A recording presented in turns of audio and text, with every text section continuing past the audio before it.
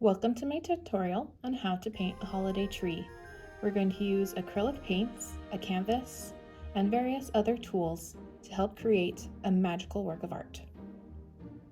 The colors we'll be using today are white, a light blue of a darker hue, black, Christmas green, Kelly green, red, orange, yellow, a bright blue, and purple.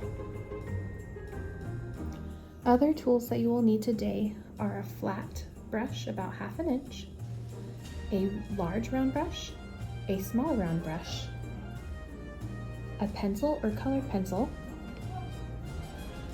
a cup of clean water, good paper towels,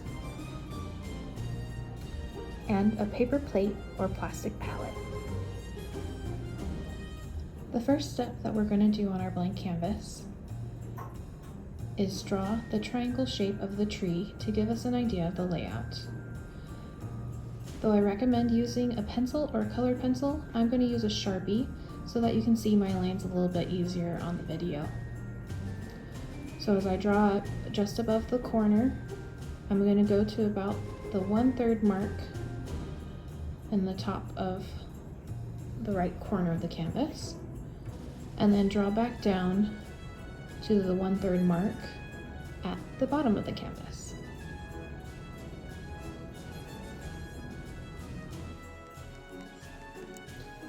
Next, we're going to be using that light blue and white paint. We're going to be mixing them onto the canvas.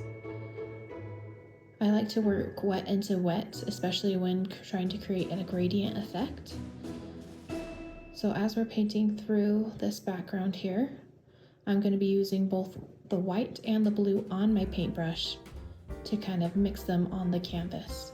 I'm not worried about brush strokes because I want that texture in the background to kind of create a snowstorm or flurry look.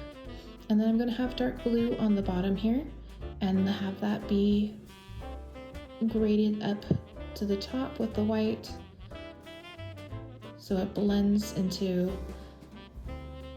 a nice sky here. And then so I'm going into the wet with the blue and the white. And then a good tip is that if you're using a canvas with an edge on it, make sure to paint that edge as you're working through. This will give you a nice clean look once you're done, and you don't have to worry about having a frame to be able to hide that bare edge. Now as I'm going through and painting closer to the triangle, I'm going to go ahead and paint over the line that I drew to start hiding it from my scene. And then also going through and using a back and forth technique, sort of like hatching, to be able to create more texture into the back and also blend the colors more on the canvas. I'm pretty satisfied with how the background's looking now, so I'm going to go ahead and take off most of the paint from my brush, not dip it in the water, just take it off the brush with a paper towel. And then I'm going to go ahead and dip it into my white again. And then I'm going to go through my background and add squares of that white. Again, I'm working wet into wet, so this is going to combine with the blue paint that's still on my canvas. But that will help create more of a perspective look and build this environment. And I'm just going to go through and I'm just going to put various blocks of white all around to create my flurry effect in the background here.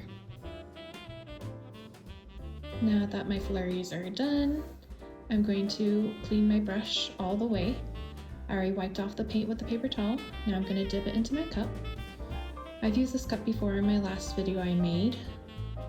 I really like it because it's an octagon, so it has edges and corners that I can push my bristles into and really scrub them clean.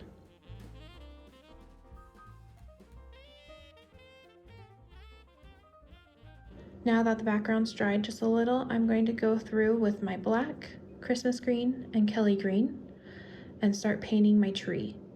I start with a black and paint through the bottom half of the triangle just to start creating some shadow effect and to work into getting that deep, rich color like the tree is reaching up to the sky.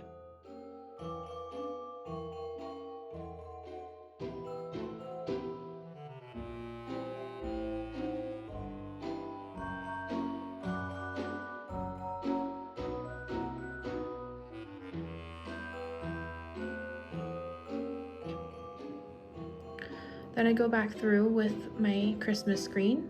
Again, I'm working wet into wet. This is my preferred method to get that gradient effect.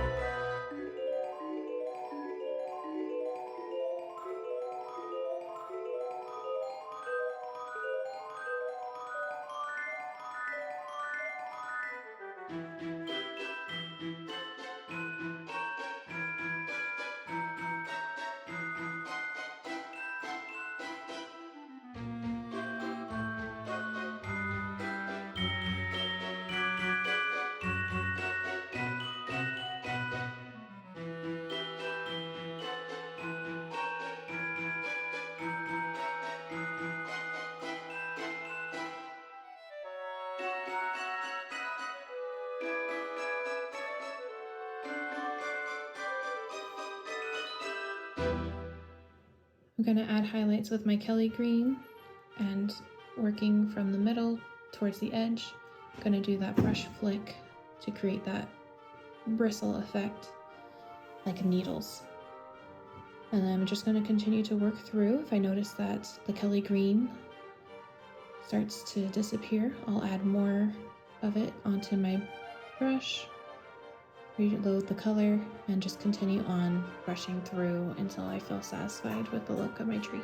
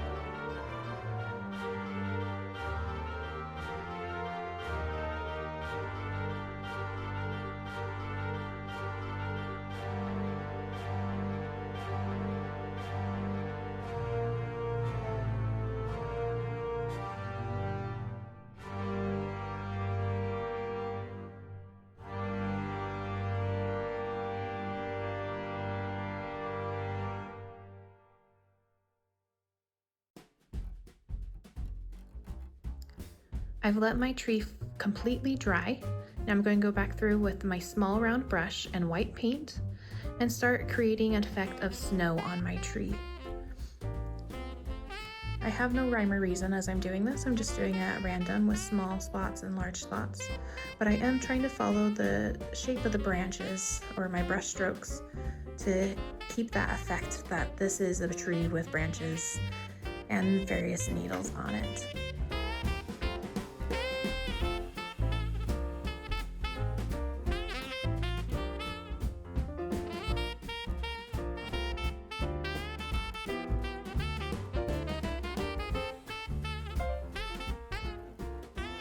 Now that the tree is covered in snow, I'm going to go through and add the ornaments by using 5 bright colors: purple, light blue, orange, yellow, and red. Now there's no rhyme to reason on how the ornaments have to be hung on the tree, so I'm just going to choose one color and start at random, placing little circles of paint all over the tree, doing a slightly larger circle towards the bottom of the tree, again, perspective.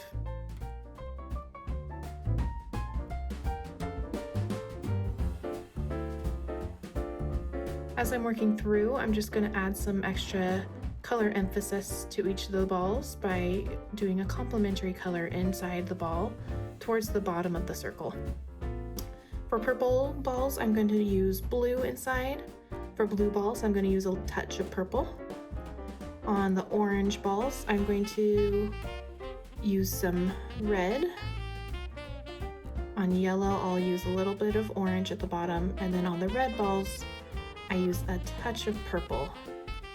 I find this helps to add a little bit more of a shading effect to make it all a little prettier.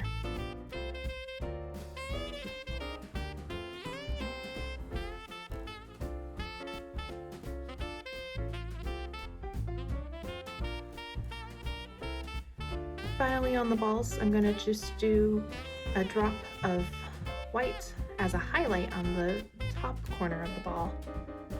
I like to use the end of my brush when I'm doing spots like this. Just be sure to wash the end of your brush really well when you're done.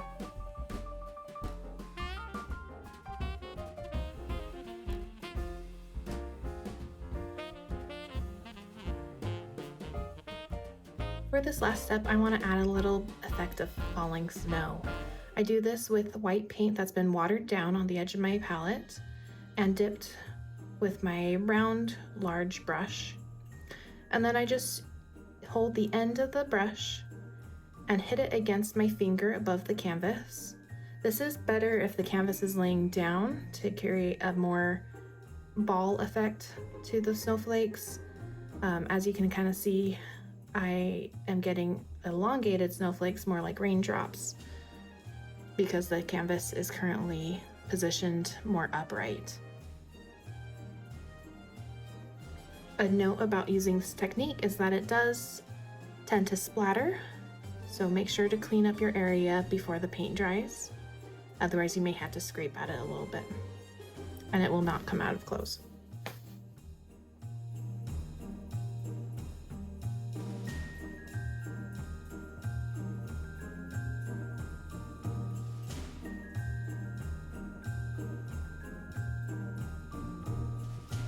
However, once I feel satisfied with my snow that I have going on, I can always take a damp towel and just wipe around any of the snowflakes that I don't care for as much.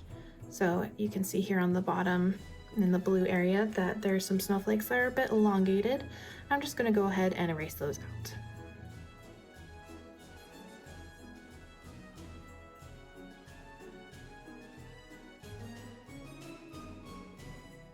Thank you so much for painting with me today, and have a happy holiday.